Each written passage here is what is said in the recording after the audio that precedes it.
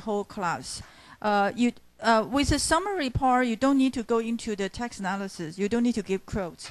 Just give the main points, okay? And I'll follow the order of the texts are listed, so that I hope that there is a bit of logical order here. And after the group's summary, I'll ask maybe the TAs and also the other classmates for suggestions, comments, etc. And then I'll give you my suggestions, okay? So let's have group 2. Yes, could you come over here? You have your PowerPoint, right? Yeah, come over here.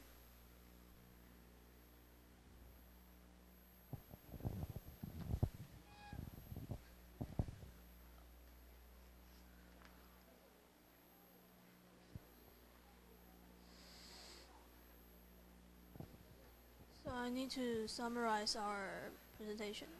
Main ideas. Okay.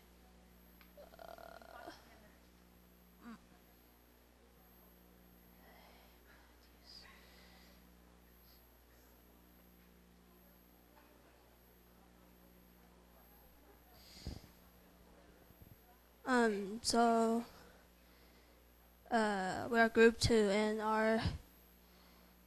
we are in charge of the excerpt from letter 4, from Welton to his sister, talking about how Frankenstein changed to from a stranger to him, changed to a kind of good friend and brother.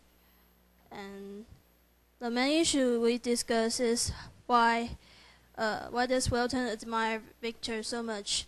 And in this part, we provide 7 points for maybe the attractions of Victor to Welton, and the reason for Welton to admire him. And it's about the braveness of Frankenstein and the similarity, personality, and curiosity, appearance, insistence, and consolation, and finally the death of Frankenstein. Because we think throughout the whole, starting from the letters from Welton writing to his sister Margaret, we can get to know that Welton met a stranger on the North Pole, and somehow, after getting familiar with him, he get to know that both Welton and Frankenstein share the same kind of passions toward the ideals they want to chase after and acknowledge, and also their loves for nature beauties. And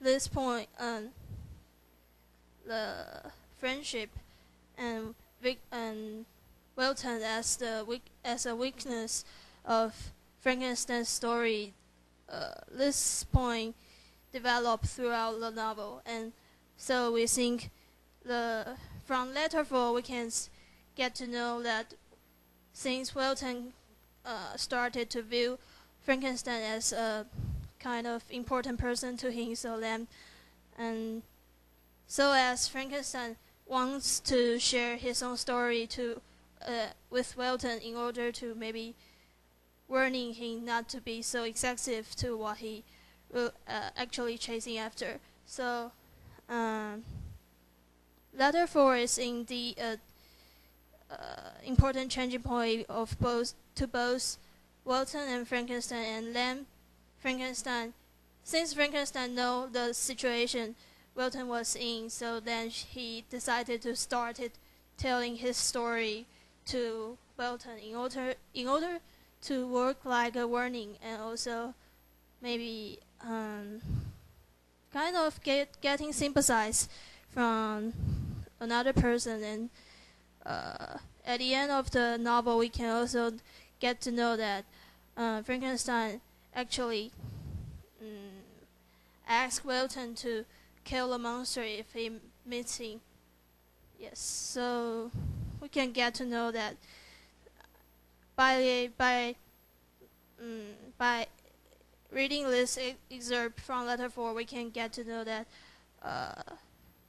how Frankenstein, although he's kind of always deprived himself from the social interaction with others, only with his family members. However, at the very beginning of the novel, he actually developed a kind of friendship and find his important friend, and even to Welton's viewpoint, it's kind of brotherhood. It's brotherhood, and which is kind of bring him back to a reality, and all he wants to do in this letter, in maybe share his story with Welton, is try to save another person from experiencing the same thing he once have in the past.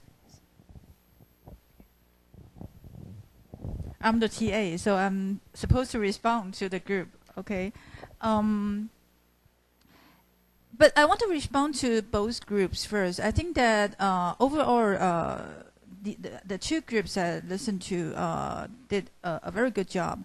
And you're pretty much the teachers in the class. And I think you all make very good points. But I think there were some missing parts. For instance, I said that interaction is one of the three main factors in my grading. But neither of the two groups had any interaction. You actually just pick up. Yeah, you did pick up the main points, especially group one. Pick up the main points to elaborate on. But on the spot, maybe you all had too much to say, and then you didn't have time to interact. Okay. And Joan made a good point about the relation between Wharton and Frankenstein, but you didn't summarize the main points, all the main points. For instance, what Weber and Jane talked about in terms of the functions of the letters, you didn't summarize. Okay, so yeah, this is just to let you know that this is one skill to learn. That is to learn from each other instead of just expressing your own views. And to learn from each other, you need to listen. And you need to know how to summarize and then respond to the main points, okay? And here, let me quickly give you a few of my own ideas. I think the group make a very good point about the interconnections or relations between Wharton and Victor. And I just want to say that they don't just have similarities, they also have differences. And indeed, towards the end, it is Victor that let Wharton go, let understand Wharton needs to return to England instead of pursuing the wild ambition, which is similar to Victor's. Okay, and I think that here I'm giving you a few main points which are were made by some critics. For instance, one critic looks at Wharton as a more benign kind of animator, okay, because it is Wharton that brings Victor back to life. Similarly, Victor brings the monster back to life. Okay, so it's both have a kind of animating functions, but Wharton, in his way of reanimating Victor, gets himself animated and gets himself corrected, so that he'll return and join human society. And that's the difference between Victor's animation and Wharton's animation. Victor's animation only drive the two of them, the monster and Victor, to extremes, to the boundaries of human society, and then turn them to exile. Okay, and here's a quote I made. I think that besides the relation between Wharton and Victor is indeed very interesting. They can be like brothers. They can be two self-centered romantic heroes. Okay, but they can also be like double. And here, this is what Victor says. We are unfashioned creature, but half made up. If one wiser, better, dearer than ourselves do not lend his aid to perfectionate our weak and faulty natures. So that's, I think, an ideal kind of double. in a sense of being able to complement each other. Okay, the syntax here is a little bit difficult. You need to skip the parenthetical part. These are subjunctive. We're unfashioned and half made up. If we don't have this other half, that's the idea. Okay, so the other half should be wiser, better, dearer, and this person can perfectionate our weak and faulty natures. Okay, so this is Victor's view of the double, the friend who can be complementary and also perfectioning himself. And then, but then here, the word used, unfashioned, half made up, also suggests the idea that human identities are not natural, but made up of different pieces. We have just like the monster with different pieces of corpses. Then even Victor or Walton, they also have different pieces made up of their identity. Okay, so that's one thing to pay attention to. Okay, and I think both Weber and Jane explain very well the functions of letters. And let me just summarize the letters used in the whole book. Besides letters used for communication and correspondence, there's also letters used for establishing one's identities. Okay, for instance, when Sophie wrote letters to Felix, it's mostly about her need to change her identity, her need to go to Felix, to join Felix, etc. Okay, so that's a rather different kind of letters from the way Elizabeth wrote to Victor, or the way Walton writes to Margaret. Okay, or the father, the way the father writes to Victor. Also, yes, when Victor is isolating himself in trying to make the female monster, there have been letters from Geneva, and these letters don't become part of. They don't set up the plot. They don't become like Elizabeth's letter, the letters with content to reveal the plot, but they become human connections that Victor at that point severs himself from. Okay, and then letters from found with Victor when Victor is washed to the shore after the shipwreck. These are letters for Mr. Kerwin, the investigator, to identify Victor. Okay, so here letters are used as a means of identification.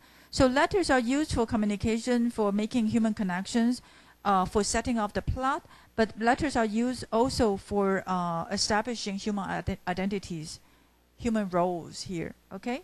Okay, group 4. Group 4.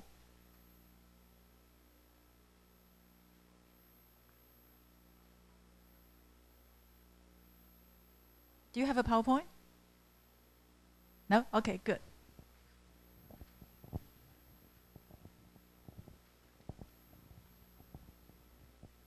Our passage is mainly talking about the monster's life in the forest near Ingolstadt, and this passage is told from the monster's point of view, and we get to see the monster has begun to appreciate the nature through the passages, and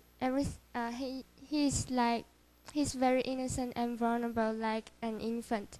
Everything was fresh to him, and he knows nothing about the real world outside. So he was more sensible and sharp when it comes to observing and appreciate nature.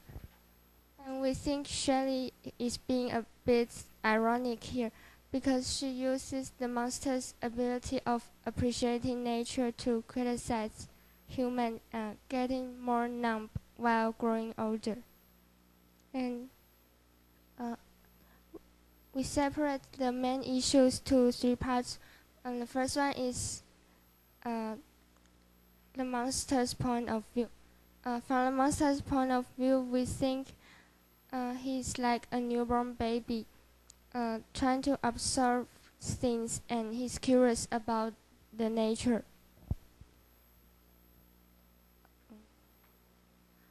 Although the monster is like a baby, he doesn't have parents to take care of him or teach him how to live. Moreover, he doesn't even know his purpose of living in this world. And as mentioned previously, the monster likes to imitate things he sees and hears. And when he tries to imitate the bird's sound, he found his voice is uncouth and inarticulate, and he realized how different they are. This is when he learns about otherness, and he feels helpless and sad. And from Frankenstein's point of view, we think originally he would be happy to see the monster has the ability to live on his own, and he also has different. He also has the. He's also independent and stronger than normal people. But Frankenstein sees the monster as a devil, and he doesn't like his appearance. So he may think what the monster says is just to win his sympathy in order to let him grant his request. And in the nature's point of view, we think the process the monster undergoes is normal, because every person has to go through this stage in life. And therefore we think if the monster wants to survive as a human being, he has the responsibility to experience things on his own. And we also find the relationship between Frankenstein and the monster is like God and Adam, the creator and the creation. God made Adam with his expectation, just like Frankenstein made the monster. And they both gave their creatures the ability of learning, hoping them to be smart and outstanding. However, God satisfied his own creature instead of hating it, while Frankenstein not only blamed on the monster's appearance, but also denied his characteristic. We think nature has a strong impact on the monster, which kept him alive both mentally and physically. The moon here serves as a symbol of hope, and it brings the monster joy and salvation. Also, the stream and the barriers both function as the staff which kept him alive. And we think we really should learn how to preserve and appreciate the nature, and to live in harmony with it instead of destroying it.